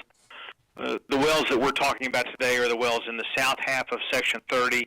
There are 11 wells that have either red or black larger circles that we've been approved to take over, and then the Evanston 2 is not really marked on the map, but it is in the northwest of Section 31, and it is where the wells in Section 30 have lines connected to them to dispose into that disposal well. Okay. What is the name of the disposal well that you're requesting the commission transfer to Cobra? The Evanston 2 SWD. Okay. Let's go on then to the next exhibit, Exhibit 2. And as you did with Exhibit 1, identify Exhibit 2 and then briefly discuss what's contained upon it and how it's important to today's application. Exhibit 2 is a closer look at the wells in Section 30 and Section 31, showing the 11 wells in Section 30 that we have already posted bonds for, and the Evanston 2 in the northwest of Section 31.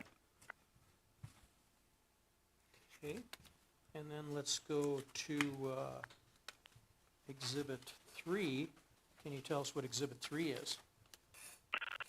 Exhibit 3 is a presentation of the gathering lines and disposal lines in the wells in Sections 30 and 31 that we are proposing to operate. And so there will be some wells that are operated by Cobra that are in the southeast quarter of Section 25, is that correct? Yes, Okay. And then also the south half of 30, is that correct? that is correct. And are those wells in 25, are they also part of the agreement with Murmur to have those leases and wells transferred to Cobra? No, they're not. Okay. Let's go on then to the final exhibit, Exhibit 4, and I know that's just a timeline of events. Perhaps you can discuss that for us briefly and explain why that's important to today's application. Okay, Exhibit 4, as you stated, is a timeline. It's a little bit out of order, so I'm going to go through it in order. And we have been working on this for literally all of 23 and back into 2022. On June 20th, we posted bonds for the 11 producing wells in Section 30 as part of our agreement with Mimir to take over those wells. On June 22nd, we made application with the NDIC to transfer the Evanston No. 2 SWD from Mimir to Cobra. On July 24th, the NDIC approved transfer of the 11 producing wells in Section 30 from Mimir to Cobra, or from 31 operating to Cobra, excuse me. Then on August 10th, we entered into an agreement to buy the Section 30 wells from Mimir. And then, we're hoping that by the end of September, we can get approval from the NDIC for this application. And at that time, as needed, we'll post any appropriate bonds for the SWD. And I don't know that I'd call it urgency, but is Cobra somewhat anxious to get the last aspect of this approved? And by what I mean by the last aspect is having the transfer of the saltwater disposal and the posting of the bond for the disposal and the pipeline completed relatively quickly, and if so, why? Just because, as was previously stated, the cost, and these are low-volume wells, and to make it work, you need to control your costs, and having a disposal well is integral to making it work. So right now, is it true that the wells that Cobra now operates in this area are not producing because you don't have a disposal well that's connected by pipe? That is correct. And until this transfer takes place, that you have access to the saltwater disposal well and the pipeline, those wells are going to stay shut in for the reason you stated is cost. That is correct. Mr. Examiner, I believe that's all the questions I have. We would offer exhibits 1 through 4. The exhibits are admitted. Any questions from the staff? Charlie, this is David Tabor. As Cobra is aware, these wells and this line have been abandoned for a pretty significant amount of time. Do you have an estimation as to when you think that you'll have the well back to operational, the saltwater disposal well? It will take some time to go through the equipment, pumps and valves, and make sure everything is in working order before we put it back into operation, which, weather permitting, should be able to be done within 30 days of when we get approval. Okay.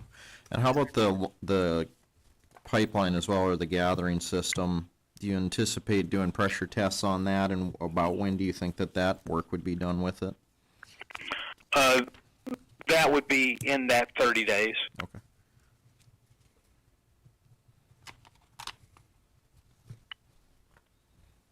And you stated on Exhibit 4, one of the sentence on your last bulletin is Cobra will post bonds and the amounts as required by the commission. I just want to ensure that Cobra understands that that's all water disposal being an abandoned well would have to be transferred over at an amount that the commission deems appropriate for that. It wouldn't be a standard bonding amount.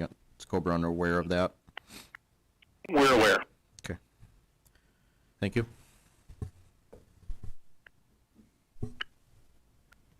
Charlie, on your Exhibit 3, the blue lines you have depicted as saltwater disposal lines, are those the pipelines that we're talking about that are subject to this application? Yes. So there, it looks like there's four segments? Yes, sir.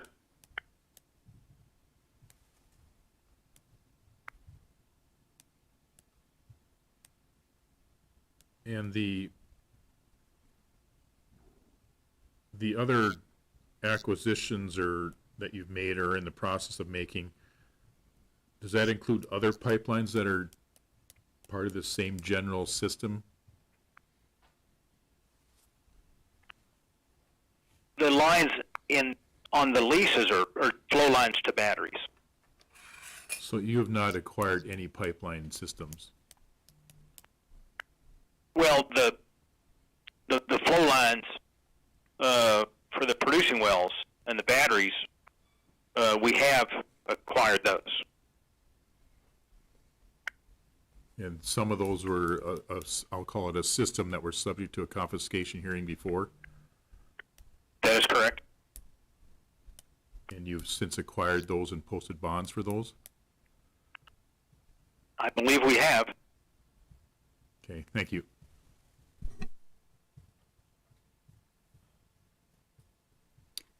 This is Ashley Day. With bringing the disposal well online, I just want to note that a witnessed MIT would be required on the well. And that disposal well is not located on the same pad as the injection pump. Is that correct? That is correct. Okay. That injection line between the disposal well and the injection pump would also be required to be witnessed by NDIC field staff. A test of that line? Yes. That is fine. I mean, we're going to test it before we use it. Okay. I just want to make sure that you know one of our field staff needs to be present for that pressure test. Noted. Thank you.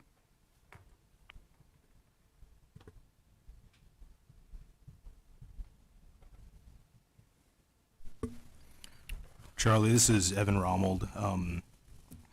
On the pipeline side, and similar to what Ashley said, we'd like to have our field inspectors out there too for those pressure tests for the pipeline. So I can get you that information for who to contact out in the field. But would Cobra be willing to acquire a $50,000 single gathering pipeline bond? Keeping in mind that once it's tested and operational, Cobra could add those assets back to their blanket pipeline bond. That would be acceptable. Okay. Thank you.